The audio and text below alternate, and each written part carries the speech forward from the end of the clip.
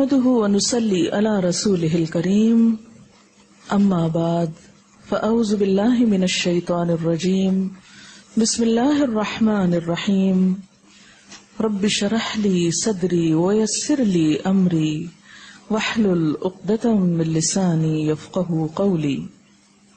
اللہ تعالیٰ کا لاکھ لاکھ شکر ہے جس نے ہمیں اسلام کی نعمت سے نوازا، زندگی گزارنے کے بہترین طریقے ہمیں سکھائے، مختلف اوقات اور مختلف مواقع پر کی جانے والی عبادات، اس کے بارے میں بھی واضح ہدایات اپنی کتاب اور اپنے حبیب محمد صلی اللہ علیہ وسلم کی سنت کے ذریعے ہم کو عطا کی۔ ہم سب جانتے ہیں کہ دین اسلام ایک وے آف لائف ہے، طریقہ زندگی ہے۔ یہ وہ طریقہ ہے جو اللہ نے اپنے بندوں کے لیے بھیجا ہے۔ اس طریقے کو اختیار کرنے والے، اس طریقے کو بنانے والے خود انسان نہیں، یعنی یہ طریقہ ڈیوائز کرنے والا خود اللہ رب العزت ہے۔ لہذا کوئی بھی کام جسے ہم اسلام کے نام پر کریں گے، دین کے نام پر کریں گے، اس کام کے لیے ضروری ہے کہ ہمارے پاس واضح ہدایات، انسٹرکشنز، تعلیمات اللہ کی طرف سے موجود ہوں، واضح دلائل سامنے ہوں۔ واضح دلائل میں دو بڑی چیزیں آتی ہیں، ایک قرآن حکیم ہے کہ کسی بھی کام کے کرنے کے لیے قرآن حکیم سے رہنمائی حاصل ہو، یا پھر حضور صلی اللہ علیہ وسلم کا طریقہ کہ کسی بھی کام کو آپ نے کس طرح کیا، اس کے بارے میں آپ نے کیا فرمایا۔ چونکہ یہ ماہ شعبان ہے، یہ بھی بابرکت مہینوں میں سے ایک مہینہ ہے، تو ہم دیکھیں گے کہ اس کے بارے میں قرآن حکیم اور سنت نبوی صلی اللہ علیہ وسلم میں کیا ارشادات ملتے ہیں کہ اس مہینے میں ہم کو کیا کرنا چاہیے۔ اب دیکھیے کہ عبادت کی اصل غرض کیا ہوتی ہے، اللہ تعالیٰ کی خوشنودی حاصل ہو، اور اس کو خوش کرنے کے لیے وہی کام کرنا ہے جو اس کو پسند ہے، یا اس نے بتایا ہے، یا اس کے ہاں وہ قبول ہو جائے، کیونکہ اجر اور ثواب ہم کو وہاں سے چاہیے، کسی انسان سے نہیں۔ یعنی دین کے نام پر ہم جو کچھ بھی کریں گے اس کا اجر اور ثواب اللہ تعالی سے امید رکھیں گے۔ لہذا ہمارے ہر کام کے پیچھے نیت اس کی رضا ہو اور طریقہ اس کے بتائے ہوئے قاعدوں کے مطابق ہو۔ جب ہم ماہ شعبان کے بارے میں قرآن پاک کی طرف رجوع کرتے ہیں تو ہمیں کوئی خاص آیت اس کی فضیلت کے بارے میں نہیں ملتی۔ مثلا رمضان المبارک کے بارے میں قرآن پاک میں آتا ہے شہر رمضان الذی انزل فیہ القرآن۔ رمضان کی ایک رات لیلۃ القدر کے بارے میں بھی آتا ہے کہ لیلۃ القدر خیر من الف شہر، لیکن شعبان کے بارے میں کوئی ایسی آیت نہیں آتی۔ زیادہ سے زیادہ اس کی فضیلت کے بارے میں جو چیزیں ہم کو معلوم ہوتی ہیں وہ احادیث سے ہیں۔ احادیث میں ہم دیکھتے ہیں کہ اس مہینے کی جو مخصوص عبادات بتائی گئی ہیں وہ روزے ہیں۔ حضرت اسامہ بن زید رضی اللہ تعالی عنہ بیان کرتے ہیں کہ میں نے عرض کیا یا رسول اللہ لم اراک تصوم من شہر من الشہور ما تصوم فی شعبان، قال ذلك شهر يغفل الناس عنه بين رجب ورمضان وهو شهر ترفع فيه الأعمال إلى رب العالمين وأحب أن يرفع عملي وأنا صائم۔ حضرت اسامہ بن زید رضی اللہ تعالی عنہ بیان کرتے ہیں کہ میں نے سوال کیا اے اللہ کے رسول صلی اللہ علیہ وسلم، میں آپ کو کسی مہینے میں سوائے رمضان کے اتنے روزے رکھتے ہوئے نہیں دیکھتا جس قدر روزے آپ شعبان میں رکھتے ہیں۔ آپ نے فرمایا کہ لوگ اس رجب اور رمضان کے درمیان والے مہینے کی فضیلت سے غافل ہیں، حالانکہ اس مہینے میں لوگوں کے اعمال اللہ تعالیٰ کے سامنے پیش کیے جاتے ہیں۔ میری چاہت یہ ہے کہ میرے اعمال اللہ تعالیٰ کے سامنے میرے روزے کی حالت میں پیش ہوں. یہ روایت جو ابھی میں نے آپ کے سامنے رکھی یہ ابو داؤد اور نسائی کی ہے. ایک اور روایت میں ہے، ترمذی کی روایت میں ہے، حضرت ام سلمہ رضی اللہ تعالی عنہا فرماتی ہیں، ما رأیت النبی صلی اللہ علیہ وسلم یصوم شہرین متتابعین الا شعبان و رمضان، کہ میں نے رسول اللہ صلی اللہ علیہ وسلم کو 2 مہینے پے در پے روزے رکھتے ہوئے سوائے شعبان اور رمضان کے نہیں دیکھا. حضرت انس رضی اللہ تعالی عنہ بیان کرتے ہیں کہ رسول اللہ صلی اللہ علیہ وسلم سے یہ دریافت کیا گیا کہ ای الصوم افضل بعد رمضان؟ قال شعبان لتعظیم رمضان. قال فأی الصدقۃ افضل؟ قال صدقۃ فی رمضان. حضرت انس بیان کرتے ہیں کہ آپ صلی اللہ علیہ وسلم سے پوچھا گیا کس مہینے میں رمضان کے بعد روزہ رکھنا افضل ہے؟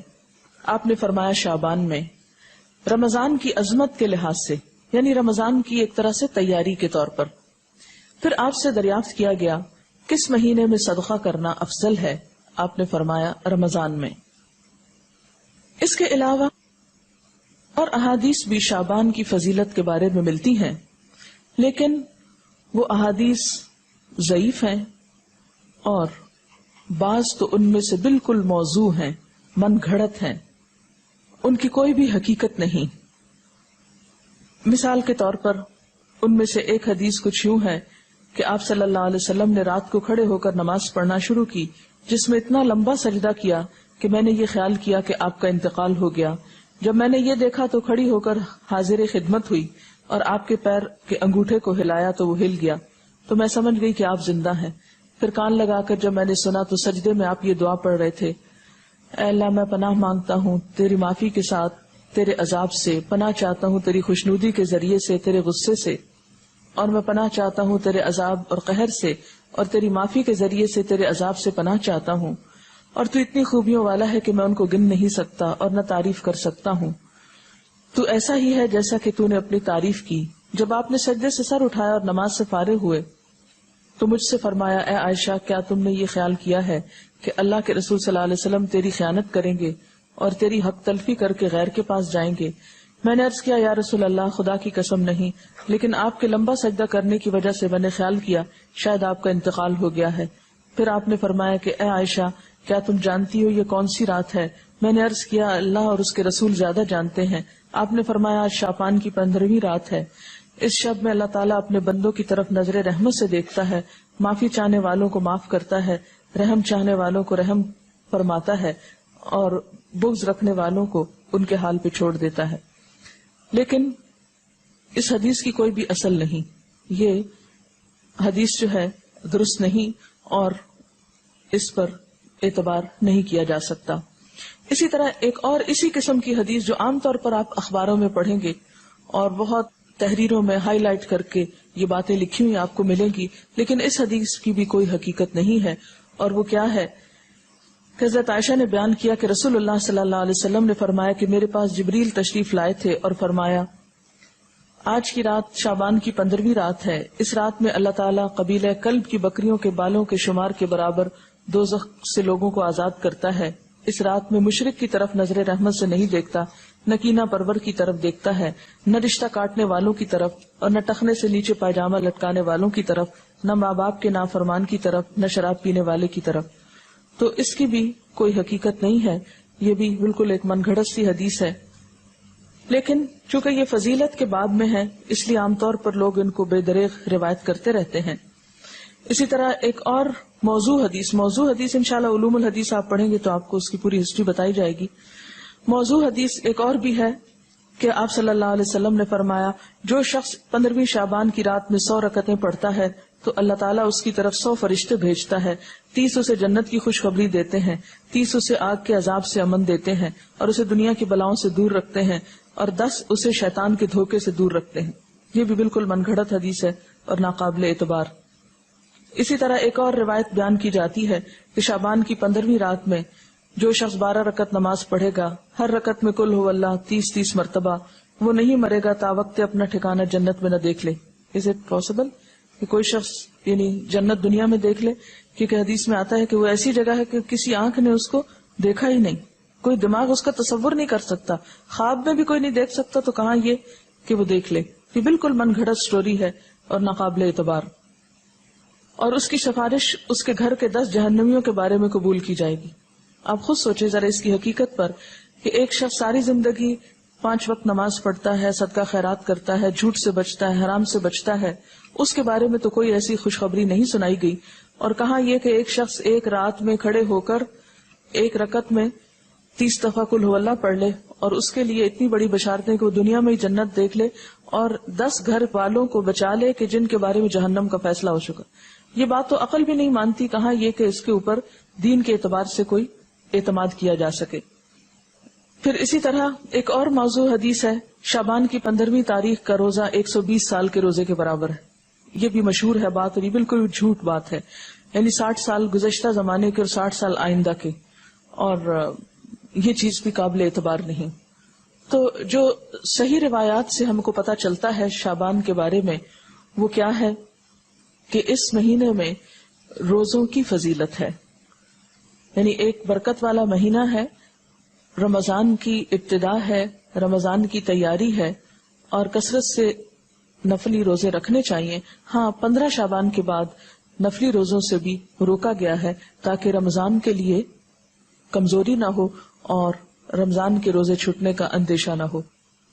ایک آیت جو عام طور پر اس رات کے بارے میں قرآن پاک سے کوٹ کی جاتی ہے وہ سورۃ الدخان کی یہ آیت ہے، انا انزلناہ فی لیلۃ مبارکۃ انا کنا منذرین فیہا یفرق کل امر حکیم امرا من عندنا انا کنا مرسلین رحمتا من ربک انہ هو السمیع العلیم.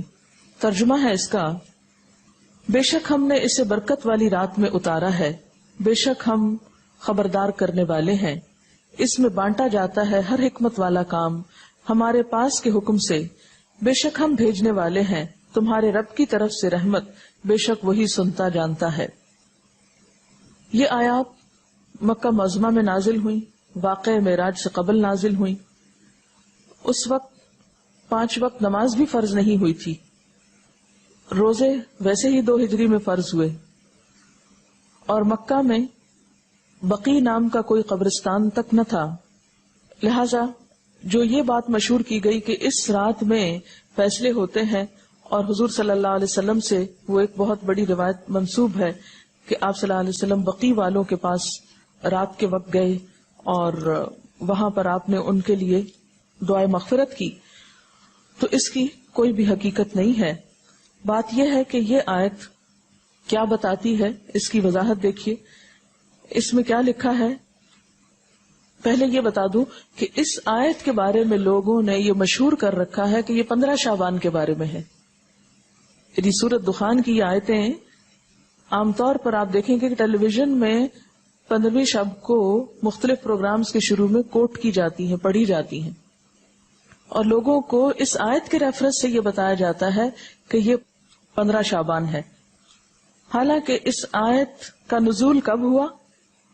مکہ میں ہوا، اور مکہ میں معراج سے قبل. اور پھر اس آیت میں جو بات پتہ چلتی ہے وہ کیا کہ اس مبارک رات میں